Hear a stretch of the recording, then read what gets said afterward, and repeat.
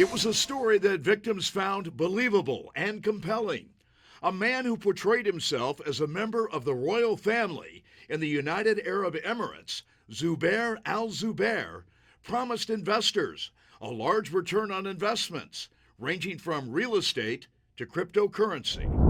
Federal authorities in Cleveland say the 43-year-old al-Zubair claimed he was married to a princess and referred to himself as Prince Zubair or His Excellency.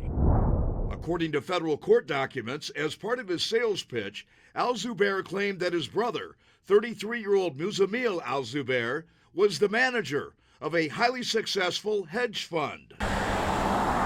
Federal investigators say the identities created by the brothers were the foundation of elaborate fraud schemes that bilked would-be investors out of millions of dollars. A lot easier to obtain financial investment opportunities from these individuals, believing that the brothers themselves had made them rich through their own diversified opportunities of investments. The al-Zubair brothers claimed they were economic advisors to the city of East Cleveland.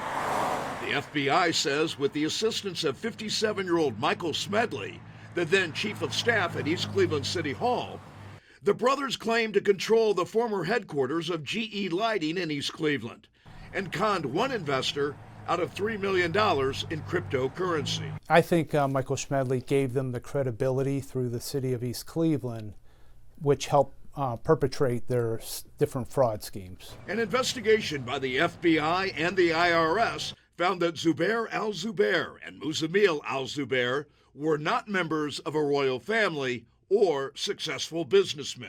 We found no evidence that they were royalty at any time in their lives. Where are they from?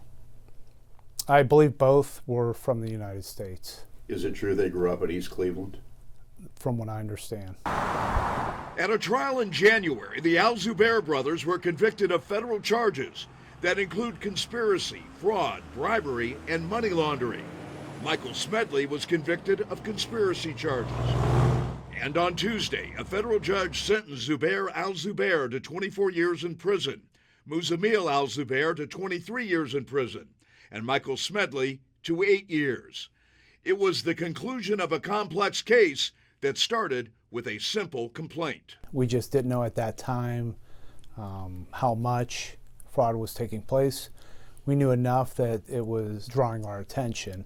And then down the road, Michael Smedley came on our radar. The al-Zubair brothers must also pay a total of $21 million in restitution to the victims, as well as unpaid taxes and interest that they owe to the IRS. The team of investigators that pursued the truth behind the stories told by Zubair al-Zubair, Muzamil al-Zubair, and Michael Smedley say they were seeking justice on behalf of the victims whose trust the three men violated. Obviously took some kind of harm, whether financially or even mentally going down the road. They've lost that type of money. They're going to be upset, and it's going to affect them for years to come.